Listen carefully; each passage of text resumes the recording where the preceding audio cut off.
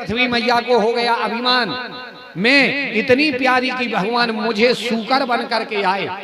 भगवान समझ गए कि नहीं अभिमान है। भगवान ने पृथ्वी को लिया और ले जा करके वृंदावन का दर्शन करवाया। पृथ्वी मैया ने ब्रज 84 कोस देखा। पृथ्वी मैया कहने लगी सरकार हम रसातल में चले गए थे, फिर ये ब्रज 84 कहां से आया? भगवान कहने लगे ये ब्रज 84 हमारा घर है, ये हम गौलोक धाम से लाए थे। अच्छा एक बात ध्यान देना, अपन लोग कहते हैं कि भगवान गौलोक धाम में रहते, अपन लोग कहते कि भगवान क्षीर सागर में रहते, अपने ही लोग कहते कि भगवान बैकुंठ में रहते, अपने ही शास्त्रों में लिखा है कि भगवान श्री धाम में रहते। तो ये अलग अलग हैं कि सब एक ही है? बैकुंठ, क्षीर सागर, गौलोक धाम, साकेत धाम, ये सब अलग अलग आए कि एक ही आए? गौलोक धाम जो है ये भोले बाबा की गौशाला आए। शंकर जी ने अपनी गौशाला भगवान विष्णु को दान में दी थी, उसका नाम पड़ा था गौलोक धाम। कथा विस्तार की है, शिव महापुराण की है वो कथा, लेकिन कम शब्दों में आपको बताएं, शंकर जी ने अपनी गौशाला दी थी भगवान विष्णु के लिए।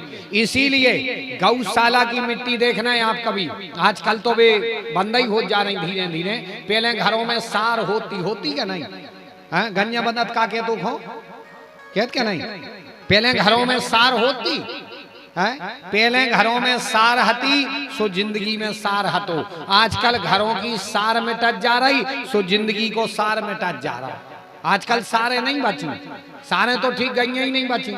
आजकल किसी से कहो कि गौ सेवा किया करो, अरे महाराज जगह नहीं है, गाड़ी धरबे बाकायदा जगह, कुत्ता डबल बेड पे सो है और गैया गिला जगह नहीं है, कुत्ता को कन्या लाए, फिर अगर गोबर हाथ में लगा ले में तो डेटोल से धो में बस आते हैं।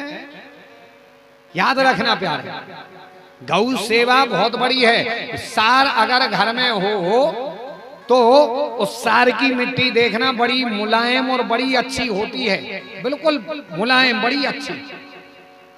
ये गौलोक धाम जो है भोले बाबा ने अपनी गौशाला दान में दी थी भगवान विष्णु को।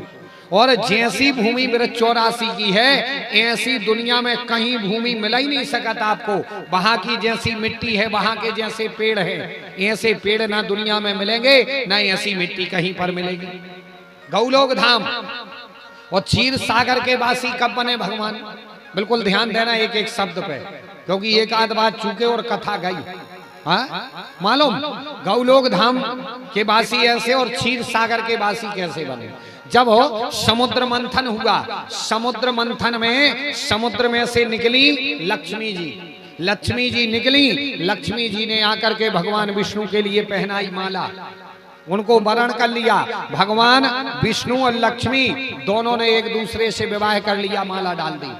अच्छा शादी होकर के चले गए, पूरा समुद्र मंथन हो गया, अमृत निकल गया, जहर निकल गया, सब हो गया, बासुकी नाग छूट कर घरे चले गए, देवता राक्षस सब अपने अपने यथावत हो गए।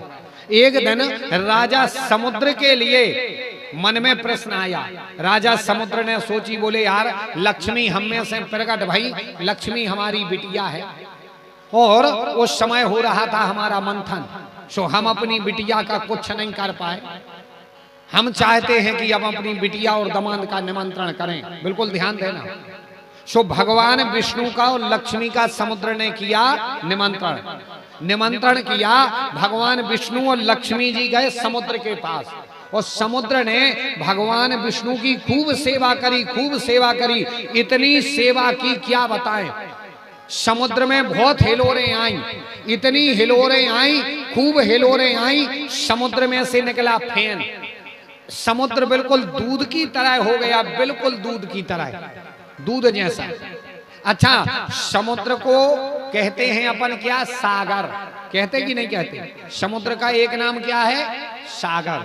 और समुद्र हो गया दूध की तरह। अपनी बिटिया और दामाद की सेवा करते करते समुद्र हो गया दूध की तरह। तो संस्कृत में दूध के लिए कहते हैं क्या? क्षीर। तो इनका नाम था सागर और दूध जैसा हो गया पूरा समुद्र।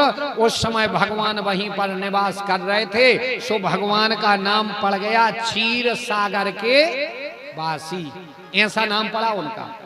समुद्र ने भगवान विष्णु से कहा कि दामाद, मैंने तुम्हारा निमंत्रण किया और तुमने स्वीकार किया, जाओ आज के बाद हम वरदान देते हैं कि जो भी अपनी बेटी और दामाद का विवाह के बाद में निमंत्रण करेगा और अपने घर से बिटिया और दामाद के लिए विदा करेगा, तो मैं राजा समुद्र ये वरदान देता हूं कि उन दोनों पति पत्नियों में होते हुए कभी भी संबंध विच्छेद नहीं होगा। संबंध विच्छेद आज की भाषा में कही जाए तो तलाक। हाँ, जिंदा रहते हुए दोनों में संबंध विच्छेद नहीं होगा। ये मैं उनके लिए वरदान देता हूं। जैसे तुमने हमारा निमंत्रण स्वीकार किया, शादी के बाद अगर कोई ससुर अपने दामाद का निमंत्रण करे और सेवा करके और बिटिया की विदा करे फिर से अपने घर से, तो बोले उन दोनों के होते हुए कभी भी संबंध विच्छेद नहीं होगा। और इस प्रथा का नाम होगा क्या? इस प्रथा का नाम होगा चौक। चौक जो पहले चौक होते थे ना, आजकल तो ये प्रथाएं धीरे धीरे बंद हो जा रही। चौक जो होता था, सबसे पहला चौक राजा समुद्र ने भगवान विष्णु का किया था। भगवान विष्णु का पहला चौक हुआ था। इसीलिए पहले देखना, अपन लोग पहले की चीजें मानते थे तो जीवन चलता था। अब आजकल फैशन को चक्कर, बस बोले हम तो फैशन वाले हो गए, पहले की चीजें सब छोड़ जा रहे और धीरे धीरे छोड़ते जा रहे। तो दिक्कत अपन के लिए हो रही और किसी के लिए नहीं हो रही। अपन के लिए दिक्कत हो रही और किसी के लिए थोड़ी होगी। चौक उनने वरदान दिया। भगवान विष्णु कहने लगे तो जाओ, हम भी आपके लिए वरदान देते हैं। आपने प्रसन्न चित्त हो करके और हमारी सेवा की, तो आप में जो फेन निकला है, समुद्र में निकला था फेन, बिल्कुल ध्यान देना। भगवान विष्णु कहने लगे हमारी सेवा की और तुम में निकला है जो फेन, आज के बाद हम वरदान दे रहे कि सृष्टि पर जहां भी कोई मंदिर बनेगा और जहां भी भगवान विराजमान होंगे, तो तुम्हारे किनारे भक्त तो तपस्या करने आते नहीं है। समुद्र के किनारे कभी कोई भक्त तपस्या करने नहीं जाता। ये समुद्र को श्राप है। अभी आएगी, कल नहीं परसों कथा आएगी समुद्र की, कि खारे काय भाई, समुद्र खारे क्यों हुए अगस्त ऋषि ने जब पी लाए थे। या समुद्र के किनारे कोई तपस्या करने क्यों नहीं जाता। समुद्र में गणेश जी की मूढ़ डरी है आज भी। हाँ, बताएंगे उस दिन कहाँ कैसी है। इसीलिए समुद्र का पानी काम में नहीं आता और इसीलिए समुद्र के किनारे कोई भक्त तपस्या करने नहीं जाते। आप इतने लोग बैठे हो, खूब कथाएं सुनी होगी, खूब पुराण पढ़े होंगे, आप सबने सुना होगा गंगा किनारे 88,000 ऋषि बैठे थे, नर्मदा किनारे भक्त बैठे थे, यमुना के किनारे बैठे थे। लेकिन आज तक किसी भी कथावाचक से ये नहीं सुना होगा, किसी भी पुराण में ये नहीं पढ़ा होगा या सुना होगा कि समुद्र किनारे 88,000 नहीं, 8,000 नहीं, 800 ही बैठे हुए। कभी किसी ने सुना कि समुद्र किनारे भक्त बैठे थे? समुद्र के किनारे कोई क्यों नहीं जाता? ये उनके लिए मैया पार्वती जी का श्राप है। आगे कथा आएगी परसों, तो बताएंगे क्यों दिया था, कारण क्या था, क्या ऐसा कारण बन गया था। कहने का भाव, बोले समुद्र के किनारे कोई भक्त तपस्या करने नहीं आएगा, ये पार्वती जी का श्राप है। लेकिन भगवान विष्णु कहने लगे मैं आज के बाद तुम्हें वरदान देता हूं समुद्र कि तुम में जो ये फेन निकला है, तो दुनिया में कोई भी मंदिर का निर्माण होगा, देवी देवता की प्रतिष्ठा होगी, तो बिना समुद्र के फेन के किसी भी देवी देवता की प्रतिष्ठा नहीं होगी। इसलिए आप सब जानते होंगे जिनने मंदिरों में भगवानों की प्रतिष्ठा करवाई होगी या प्रतिष्ठा के यजमान रहे होंगे, उनको पता होगा। उन्हें जानकारी करना। हर एक सामग्री लिखेंगे पंडित जी, लेकिन ये जरूर लिखेंगे कि समुद्र का फेन लेकर के आना प्रतिष्ठा में। जब गांव के राज मंदिर में भगवान की प्रतिष्ठा होती है, मूर्ति की प्रतिष्ठा होती है, तो समुद्र का फेन जरूर आवश्यक रूप से बुलवाया जाता। आज भी प्रतिष्ठा में फेन आता है। ये भगवान ने समुद्र के लिए वरदान दिया। और समुद्र ने भगवान विष्णु को वरदान दिया था कि जैसे शादी के बाद तुम आए, अगर जो भी दामाद ससुराल में जाएगा और ससुर निमंत्रण करके सेवा करेगा और फिर अपनी बिटिया की करेगा विदा, तो उन पति पत्नी के रहते हुए कभी उनमें संबंध विच्छेद नहीं होगा, तलाक की नौबत नहीं आएगी। उस प्रथा का नाम पड़ा था चौक। सबसे पहला चौक इनका हुआ था। और ऐसे भगवान बने थे क्षीर सागर के वासी। गौलोक धाम भोले बाबा ने अपनी गौशाला दी थी और क्षीर सागर के वासी बने थे यहाँ।